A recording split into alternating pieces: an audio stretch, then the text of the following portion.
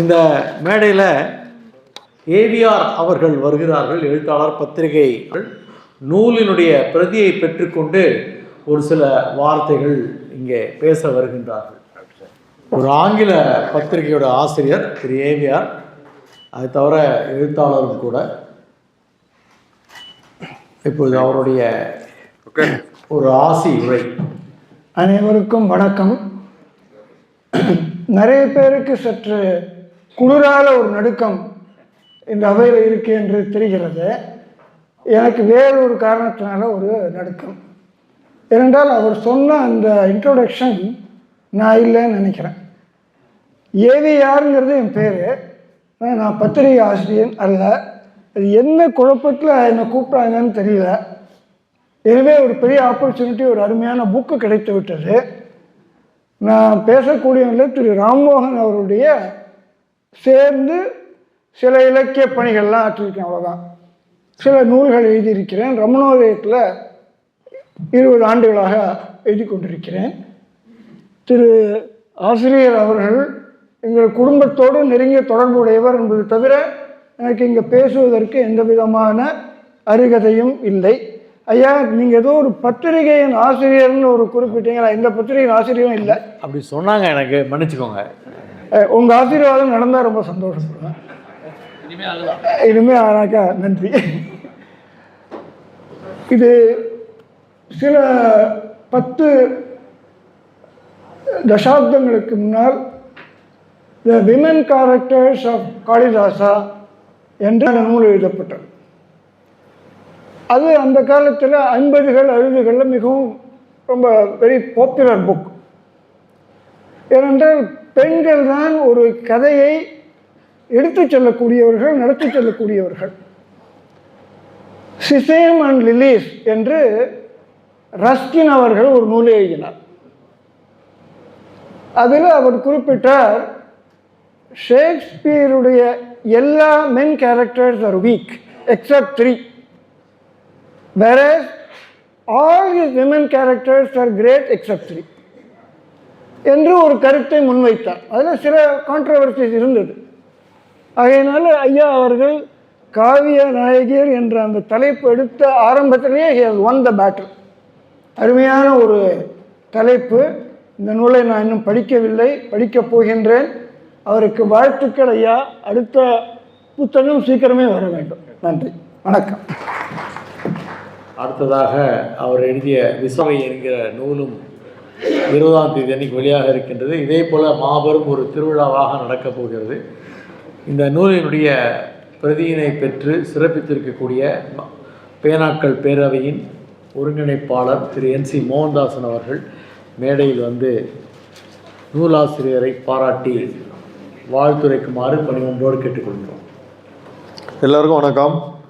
இந்த பேச்சாளர் லிஸ்ட்டில் நான் இல்லை. அப்புறம் என்ன விஷயம்னு கேட்டப்போ தான் அவன் மடிப்பாக சொன்னார், இன்னும் சாப்பாடு ரெடி ஆகலை, கொஞ்சம் லேட் ஆகும் போல இருக்குது அப்படின்ட்டு.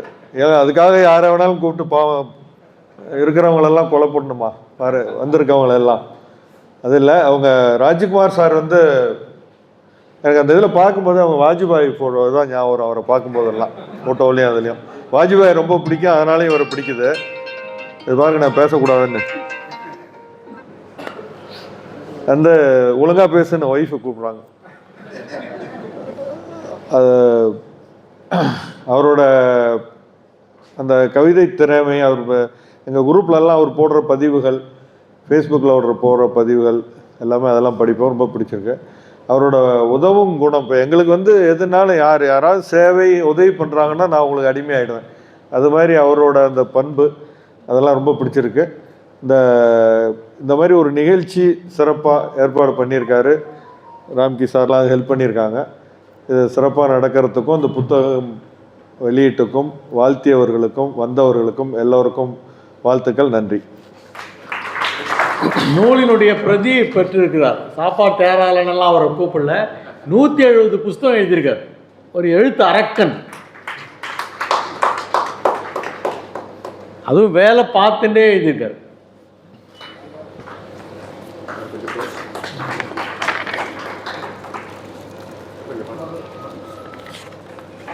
அடுத்தபடியாக மேடைக்கு வரக்கூடியவர் குளோபல் வெல்ஃபேர் ஃபவுண்டேஷன் என்கிற ஒரு சமூக அமைப்பை தொடங்கி ஏழைகளுக்கு இலவச கண் பரிசோதனை, அறுவை சிகிச்சை, புற்றுநோய் பற்றிய விழிப்புணர்வு நடத்துவது என்கிற விஷயங்களை தாண்டி இலக்கிய புரவலராகவும் இருக்கக்கூடியவர் ஆடிட்டர் என்ஆர்கே அவர்களுடைய நெருங்கிய தோழர் திரு லிங்கம் ஸ்ரீனிவாசன் அவர்கள் இப்பொழுது ஒரு சில மணித்துளிகள் உரையாற்ற மேடைக்கு வருகின்றார். மேடையில் வீற்றிருக்கும் ஆன்றோர்கள், சான்றோர்கள் அனைவருக்கும், வந்திருக்கும் தமிழ் ஆர்வலர்களுக்கும் மற்ற ஆண்டோர்களுக்கும் எனது பணிவான வணக்கங்கள். இது ஒரு அருமையான தருணம்.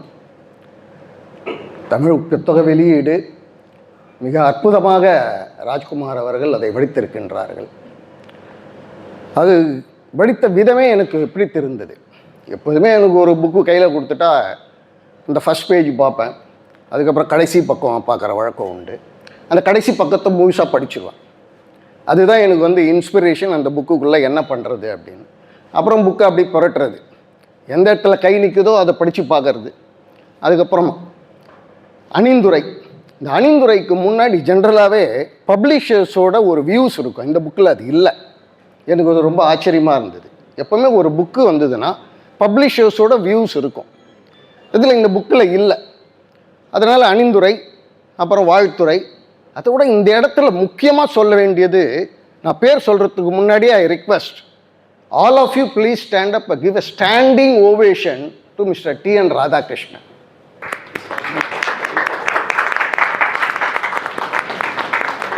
It's an amazing review. நம்ம மேற்கொண்டு அதை ரிவ்யூ பண்ண வேண்டிய ஒரு அவசியமே இல்லாமல் மிக மிக அற்புதமான ஒரு ரிவ்யூ அதில் பதிவு பண்ணியிருக்காரு. ஒரு புக்கு எப்படி இருக்குதுன்னு சொல்லணும்னா, அந்த புக்கை படிச்சுட்டு ஒவ்வொருத்தர் ஒவ்வொரு விதமான விமர்சனங்களை வைப்பாங்க. இதில் பேசுகிறவங்க அத்தனை பேரும் ஒரு வெவ்வேறு ஆங்கிள்ஸில் தான் அது விமர்சனம் வச்சாங்க. That is shows the success of the writer, who happens to be my classmate and close friend for the last 55 years. அருமையான ஒரு நண்பர். 6ஆம் கிளாஸ்லேருந்து 11ஆம் தேதி வரைக்கும் ஒன்றா படித்தோம். தொடர்ந்து நண்பர்களாகவே இருக்கிறோம். எதுக்காக என்ன அழைச்சாருன்னு எனக்கு தெரியாது. புக்கை கொடுத்துட்டாரு, எல்லாம் படிச்சுட்டு எடுத்து ஓரமாக வச்சுட்டேன். ஒரு 2 நாள் கழிச்சு கேட்குறேன்னா புக்கை படிச்சியா அப்படின்னு. என்ன விஷயம்? இல்லை, நீ ஒரு 2 மணித்துளி அதை பற்றி பேசணும், நான் பார்த்துக்கிறேன், இன்விடேஷனை மட்டும் அனுப்பு அப்படின்னு. இன்விடேஷனில் கடைசியில் என் பேர் இருந்தது. ரொம்ப சந்தோஷம். நம்ம பேச வேண்டிய அவசியமே கிடையாது. ஆன்றோர்கள், சான்றோர்கள் பேசுவாங்க. அவங்க பேசுனதை மட்டும் நம்ம பாராட்டிட்டு நன்றி சொல்லிட்டு புறப்படலாம் அப்படிங்கிற ஒரு எண்ணத்தோட ரொம்ப தைரியமாக வந்துட்டேன். இதில் 2 முக்கியமான விஷயம் நான் சொல்ல விழையிறது. இவர் பண்ணியிருக்கிற ஆராய்ச்சி கொஞ்சம் நஞ்சம் கிடையாது. எக்கச்சக்கமான புக்குங்களை படித்து அதை மற்றவங்களோட டிஸ்கஸ் பண்ணி அதில் எந்தவது பிழையும் இல்லாமல் அந்த படைப்புகளை கொடுத்துருக்கார். அடுத்தது அந்த கேரக்டராகவே மாறி இருக்கிறார். He is put himself, had the empathy and very beautifully narrated the characters. இன்னொரு விஷயம், எதுக்காக இந்த தன்மைகளை இந்த கேரக்டரைசேஷனில் அந்தந்த ஒரு முக்கியமான salient features of the characters ஏன் செலக்ட் பண்ணார், அந்த கேரக்டருக்கு எப்படி இந்த கேரக்டர்ஸை ஐடென்டிஃபை பண்ணார், அந்த குவாலிட்டிஸுக்கும் அந்த கேரக்டர்ஸுக்கும் எப்படி ஐடென்டிஃபை பண்ணுறது எனக்கு இன்னை வரைக்கும் ஒரு ஆச்சரியமான விஷயம். புக்கை படித்து 4 நாள் ஆயிடுச்சு. ஒரு புக்கை எடுத்து, அதாவது ராமாயணத்தில் சீதை சுயம்பரம் நடக்கும்போது அந்த சிவதனுஷு எடுத்தது கண்டனர், இட்டது கேட்டனர். அது மாதிரி இந்த புக்கை எடுத்தால் முடிச்சிட்டேன். No stop in between. That's the success of this book. உண்மையிலேயே நீங்கள் அனுபவம் இதை ஒரு பக்கம் விடாமல் வார்த்தைக்கு வார்த்தை இதை நீங்கள் படிக்கணும். அந்த ஒரு வார்த்தையும் நீங்கள் சிலாகிச்சு டிஸ்கஸ் பண்ணணும் ஃப்ரெண்ட்ஸோடு. அப்படி ஒரு அற்புதமான கருத்தாழமிக்க ஆளுமை மிக்க ஒரு படைப்பு இது.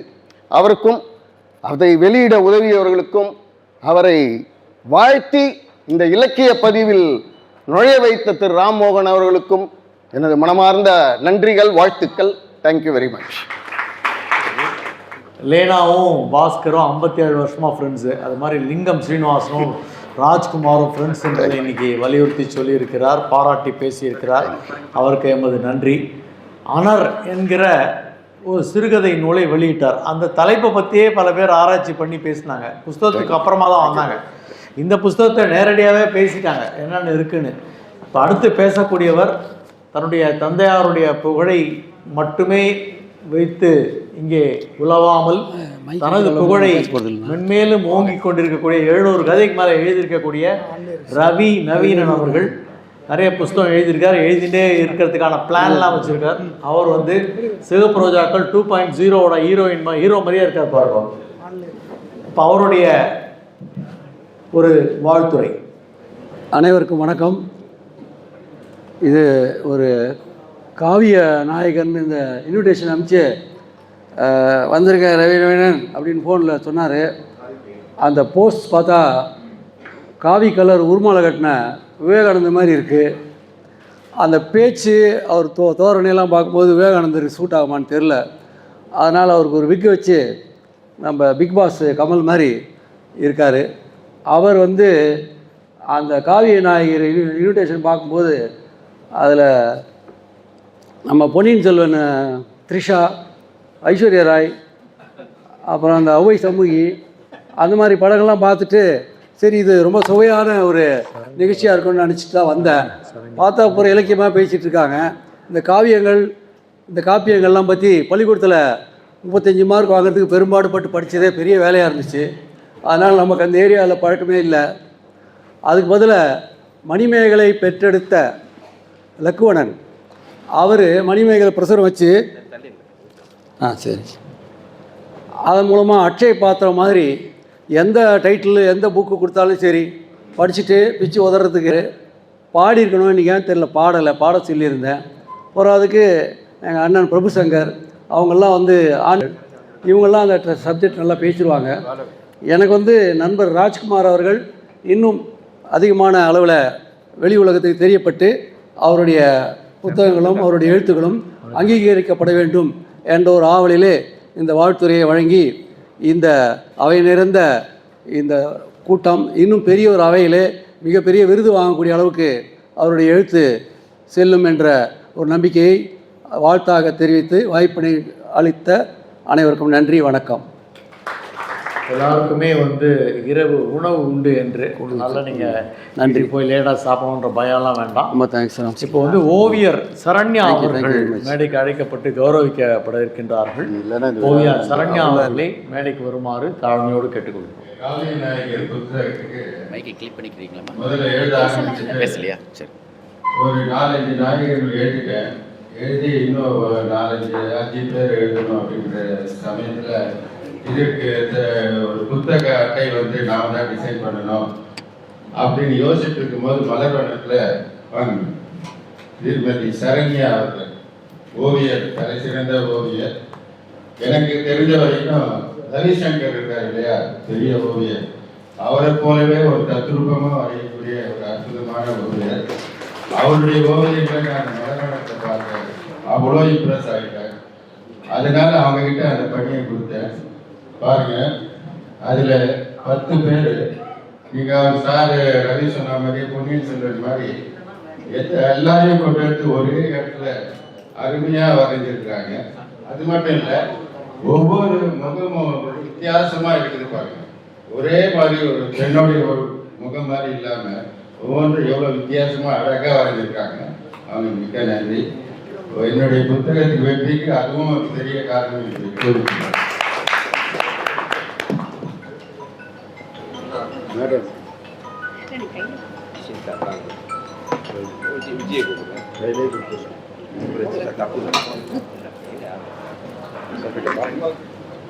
நிகழ்ச்சியில் 2 முக்கியமான கட்டம் இருக்குது. ஒன்று ஏற்புரை, ஒன்று நன்றி உரை. அடுத்ததாக இந்த விழாவிற்கு கதாநாயகனாக விளங்கக்கூடிய காவிய நாயகியர் என்ற அற்புதமான காவியத்தை ஒரு குழந்தை மாதிரி உட்கார்ந்துருக்கிற ராஜ்குமார் தன்னுடைய ஏற்புரை வழங்குவதற்காக இப்பொழுது உங்கள் முன்னால் தயாராகி கொண்டிருக்கிறார். ஜாம்பவான்கள் வீட்டிற்கும் இந்த உத்தமமான அவையோர்க்கும் இந்த அவைக்கு வந்து பொறுமையாக எல்லாவற்றையும் கேட்டுக்கொண்டிருக்கும் என் அன்பு நண்பர்களுக்கும் இலக்கிய ஆர்வலர்களுக்கும் என் தலை சார்ந்த நன்றிகள் அண்ட் வணக்கங்கள். ஏற்புரைக்காக இப்போ வந்திருக்கிறேன். முதல்ல இந்த புத்தகத்தோட அடிப்படை வந்து என்னுடைய வாழ்க்கையில் ஏற்பட்ட அனுபவங்கள் தான்.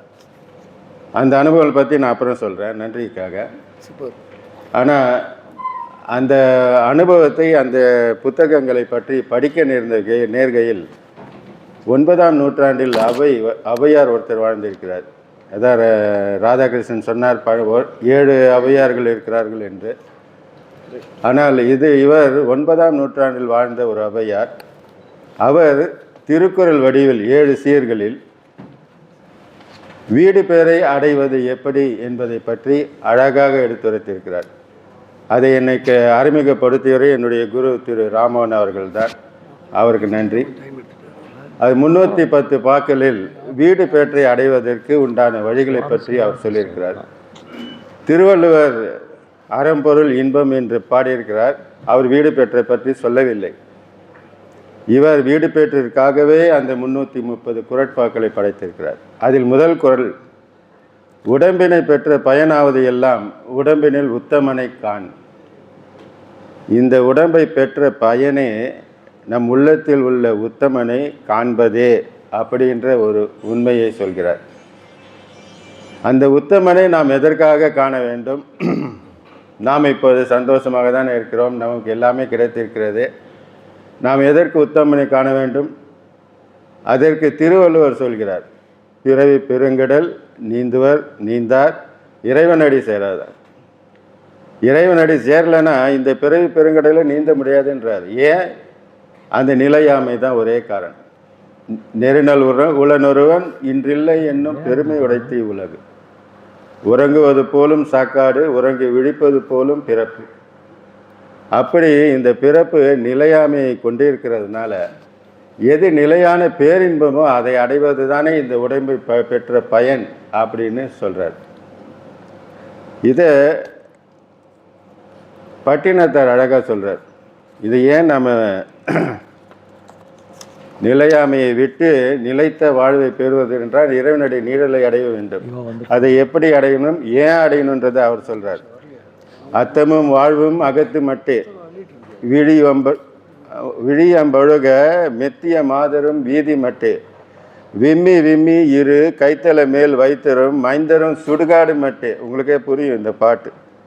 பற்றி தொடரும் வினை புண்ணிய பாவமே. வீடு வரை உறவு, வீதி வரை மனைவி, காடு வரை பிள்ளை, கடைசி வரை யாரும் வரப்போறதில்லை. அந்த நிலையில்லாத வாழ்க்கையை வாழ்வதற்கு, அந்த இறைவனுடைய நிழலை அடைவதற்காகவே, ஆன்ம தரிசனம் பெறுவதற்காகவே இந்த உடல் படைக்கப்பட்டிருக்கிறது என்று அவை சொல்கிறார். இப்போ இந்த காவிய நாயகர்கள் எப்படி அதை அடைந்தார்கள் என்று தான் இந்த புத்தகத்தில் சொல்கிறேன்.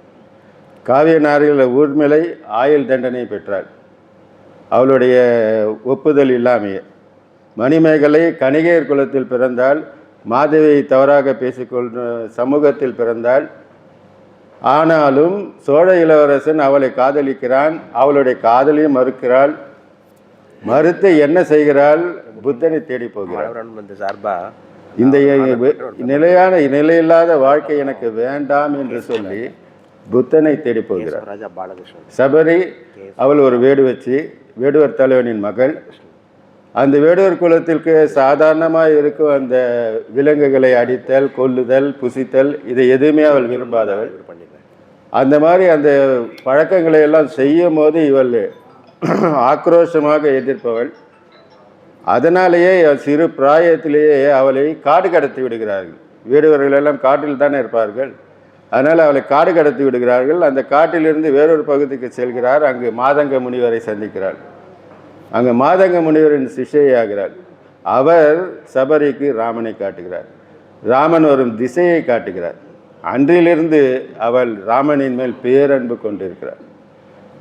இறுதியாக அவள் ராமனிடம் அந்த நிலையில்லாத இந்த வாழ்க்கையை முழுவதுமாக துறக்கும் ஒரு உன்னத நிலையை அடைகிறார். அடுத்து யசோதரா, அது ஊர்மிளா போலவே ஒரு பெரிய பனிஷ்மெண்ட்டு. நல்லா சிரித்து பேசிட்டு குழந்தைய வேறு பெற்றுக்கிறாங்க. அவங்க ராகுலன் என்ற குழந்தை பிறக்கிறது. அந்த குழந்தை பிறந்து பார்த்து விட்டு உடனே அவன் காட்டுக்கு செல்கிறான் புத்தன். எதற்காக சென்றான், ஏன் என்கிட்ட சொல்லவில்லை, எதுவுமே தெரியாது. இது மாதிரி ஒரு 7 வருடங்கள் அவள் வாழ்க்கையில் மிகவும் கஷ்டப்படுகிறாள் அவன் இல்லாமல். அந்த ஆக்ரோஷமும் வேகமும் அந்த கோபமும் அந்த வெறுப்பும் சேர்ந்து ஒரு நாள் அந்த புத்தன் திரும்பி வரும்போது அந்த கேள்விகளெல்லாம் கேட்க வேண்டும் என்று போகிறாள். அவன் புத்தன் இருக்கிறார், அவளை சந்திப்பதற்காக இவள் போகிறாள். ஆனால் அவனை பார்த்ததும், புத்தனை பார்த்ததும் அவளுடைய மனது முற்றிலுமாக மாறிவிடுது. அந்த புத்தனின் கண்களில் தெரிகிற அந்த பேரன்பு, பேரமைதி, அந்த ஞானத்தை புகட்டும் கண்கள், அதை பார்த்ததும் அவளும் அவரின் சீடராகி விடுகிறாள்.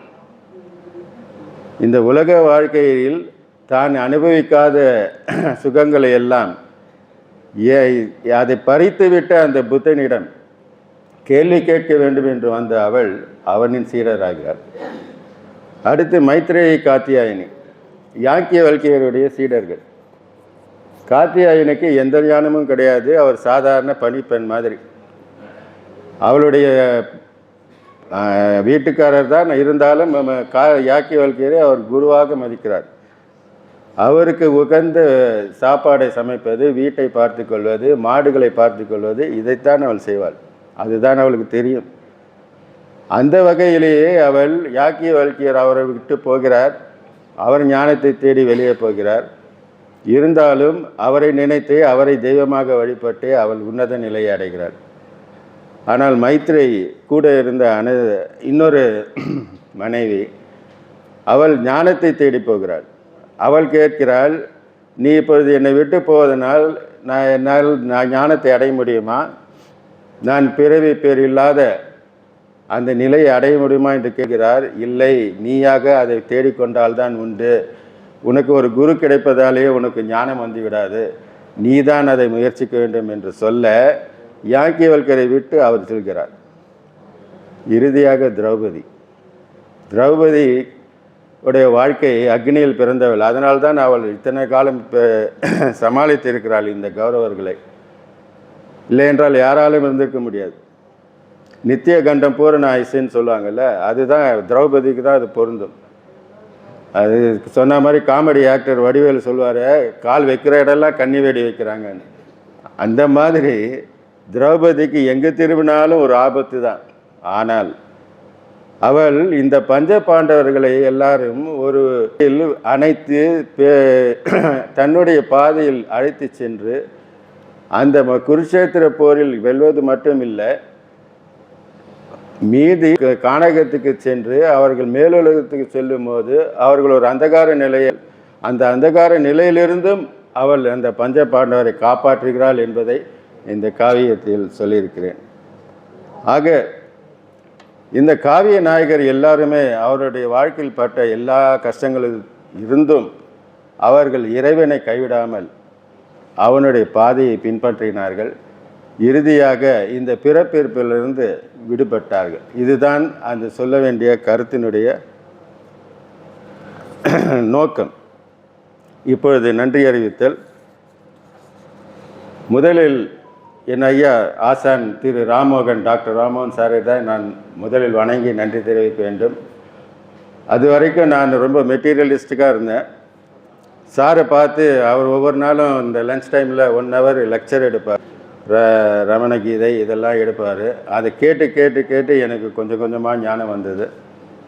அதுக்கப்புறம் ஒரு பெரிய மிராக்கிள் மாதிரி, தந்திரம் மாதிரி அஷ்டாவக்ர கீதையை படித்து நான் ஃபுல்லுமே மாறிட்டேன். அதான் பிரபு சங்கர் சொல்லிட்டு இருந்தேன், இந்த உலகத்தில் முக்கியமான தேவையான குபேரனின் நவநிதிகள் கூட ஈடாகாது நான் பெற்ற செல்வம்.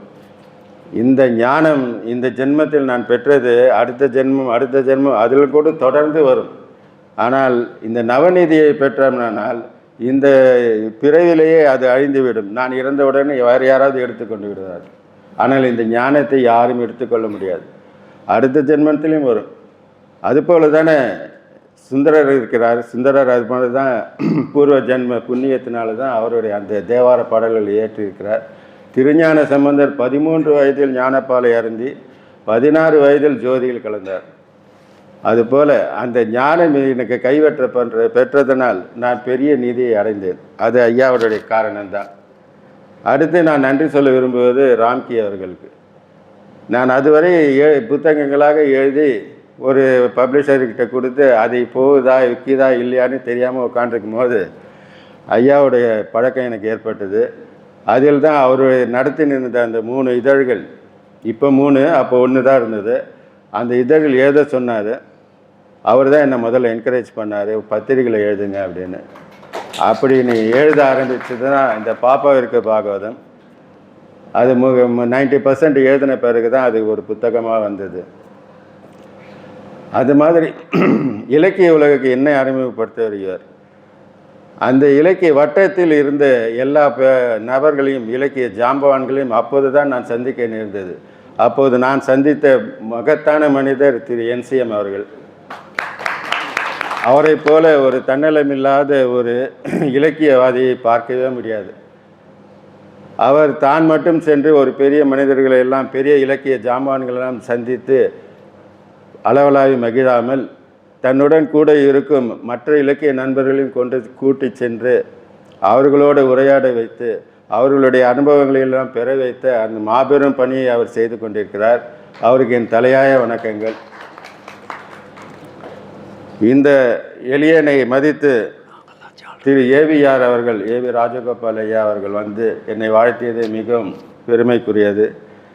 அதே போல் NCM சாரை போல் உதயம் ராம் சாரையும் எனக்கு அப்போ தான் பழக்கம் ஏற்பட்டது, உரத்த சிந்தனை. அது இன்னொரு விஷயம், முக்கியமான விஷயம், திரு பஞ்சாபகேசன் அவர்கள். அவர் சாய் சங்கரா மேட்ரிமோனியல்ஸ் என்ற இதை நிறுவனர் அவர் நடத்தி கொண்டிருக்கிறார். இது வரைக்கும் அவர் 2 லட்சம் திருமணங்களை பண்ணியிருக்கிறாருன்னு சொல்லியிருக்கிறாங்க. எப்பேற்பட்ட சாதனை அது, எப்பேற்பட்ட புண்ணியம் அது. அந்த சார் வந்து அவர் 81 இயர்ஸ், 81 வயசு. என்னுடைய புத்தகங்களெல்லாம் ரொம்ப படித்து ரொம்ப என்கரேஜ் பண்ணுவார். என்னுடைய புத்தகங்கள் எல்லாமே முதல் காப்பி அவர்கிட்ட தான் போய் கொடுப்பேன், அவர் காசு கொடுப்பார். அவர் வந்து இந்த விழா நடத்துகிறேன்னு சொல்லி ரொம்ப இம்ப்ரெஸ் ஆகிட்டு இந்த விழாவுக்கு நான் ஏதாவது ஸ்பான்சர் பண்ணணும்னு சொல்லி ஒரு 10,000 ரூபாய் எனக்கு கொடுத்துருக்கிறார்.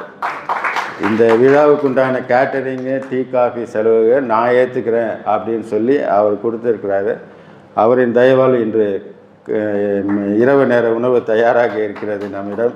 நான் அவரிடம் அதுக்காக அவருக்கு மிக்க நன்றி கூற கடமைப்பட்டிருக்கிறேன். மிக்க நன்றி. இந்த விழாவிற்கு எல்லாரும் வந்து என்னை வாழ்த்தி பாராட்டியமைக்கு மிக்க நன்றி. நூலாசிரியர் என்ற முறையிலே அவர் நன்றியை சொன்னாலும் முறைப்படி இந்த விழாவை சொல்வதற்காக மலர்வனம், பாட்டும் பரதமும், மிக்சட் பேக் என்று நவிழ்வதற்காக வருகின்றார்.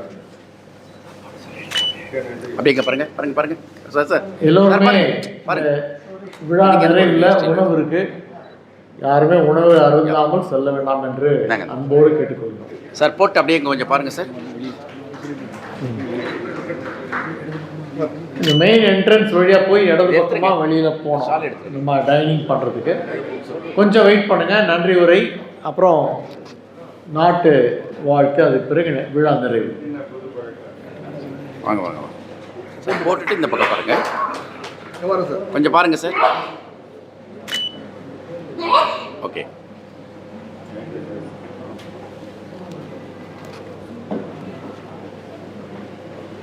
இந்த விழாவில் நிறைய பிரமுகர்கள் வந்திருக்காங்க, நீங்கள் பார்த்துருப்பீங்க.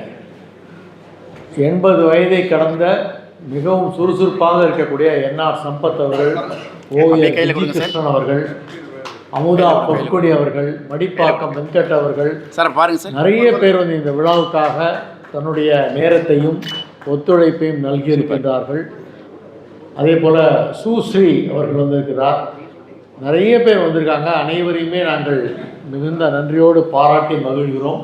முறைப்படி மலர் வண்ணத்திலிருந்து நன்றி மலர்களை தூவ வந்துள்ளேன். இந்த மலர்கள் நம் உறவை நெருக்கமாக்கும், நட்பை விரிவாக்கும். ரமணோதயத்தை விழா தலைமையேற்று சிறப்புரையாற்றிய டாக்டர் எஸ் ராம்மோகன் IRS அவர்களுக்கு கோடான கோடி நன்றிகள். காவிய நாயகியரை வெளியிட்ட எங்கள் அன்பு சகோதரர் பதிப்பாளர் நாயகன் திரு லேனா தமிழ்வாணன் அவர்களுக்கு அன்பான நன்றிகள். சிறப்புரை ஆற்றிய ஆன்மீக எழுத்தில் எங்கள் மகாபிரபு திரு பிரபு சங்கர் அவர்களுக்கும், எழுத்தாளர் ஜிஎஸ் சுப்பிரமணியன் அவர்களுக்கும், எழுத்தாளர்களை வாழ்த்தியும் ஊக்கப்படுத்தும் எவர் ரெடி எங்கள் மதிப்பிற்குரிய டாக்டர் ஜே பாஸ்கர் அவர்களுக்கும் அன்பான பாசமான நன்றிகள். கிளம்பிட்டார். ஏன்னா அவர் எங்கிட்ட சொன்ன, நான் 3 பத்திரிக்கை நடத்துறதுனால நான் தூங்க வேணா மாட்டேன்னா அப்படின்னு ஒரு கேள்வி ஒருத்தர் கேட்டார். அது என்னடான்னா, இன்றைக்கி பட்டிமன்றம் நடத்துகிற அளவுக்கு போயிடுச்சு. ராம்கி தூங்குவாரா தூங்க மாட்டாரான்னு. அவருக்கு எனது நன்றிகள். அவருக்கு இதயம் கனிந்த நன்றிகள். பேனாக்கள் பேரவையின் சேவை நாயகன் டாக்டர் என்சி மோகன்தாஸ் மற்றும் குளோபல் வெல்ஃபேர் ஃபவுண்டேஷன் தலைவர் லிங்கம் ஸ்ரீனிவாசன் அவர்கள் எங்களது காவிய நன்றிகள். ஆல்ரவுண்டர் நாயகன், அழகாக நெருளுரை வழங்கிய டாக்டர் பாலச்சாலண்டின் அவர்களுக்கும், நூலை சிறப்பாக அறிவுரை செய்த நன்றி உரை நாயகன் கிருஷ்ணன், அவர் ராதாகிருஷ்ணன் இல்லை, ராதாகிருஷ்ணன் அவர்களுக்கும் நன்றிகள் பல. மேலும் விழாவை சிறப்புற அமைய உதவிய திரு ரவி நவீனன் மற்றும் பேனாக்கள் பேரவை நண்பர்கள் மணிப்பாக்கம் வெங்கட், என்ஆர் சம்பத் சார், விஜி, சின்ன கண்ணன், சுஸ்ரீ, மோகனா சுகதி மேடம் போன்ற அனைவருக்கும் எங்களது நன்றிகள். தமிழ்தாய் வாழ்த்துரைத்த பன்முக நாயகன் ஓவியர் தேவா அவர்களுக்கும், அட்டைப்பட ஓவிய நாயகி சரண்யா அவர்களுக்கும், எழுத்தாளர் வின்சென்ட், சுஸ்ரீ மற்றும் ஃபோட்டோ சங்கர், வீடியோ நாகா, அறுசுவை வழங்கும் ஆனந்தா கேட்ரிங் மற்றும் அண்ணா நூற்றாண்டு நூலக ஊழியர்கள் அனைவரது மனமார்ந்த நன்றிகள். விரைவில் மீண்டும் சந்திப்போம். அறுசுவை உணவை உண்டு கழிக்க அன்போடு அனைவரையும் அழைக்கின்றோம். வாய்ப்பு அளித்த காவிய நாயகன் பிவிஆர் அவர்களுக்கு கேஆர்ஆரின் நன்றிகள், வாழ்த்துக்கள். சுடர் டிசைன் கிருஷ்ணகுமார் வந்திருக்காரு, அவருக்கு என்னுடைய நன்றிகள். நாட்டு வாழ்த்து. வாழிய செந்தமிழ் வாழ்க நற்றமிழர், வாழிய பாரத மணி திருநாடு, வந்தே மாதரம், வந்தே மாதரம், வந்தே மாதரம்.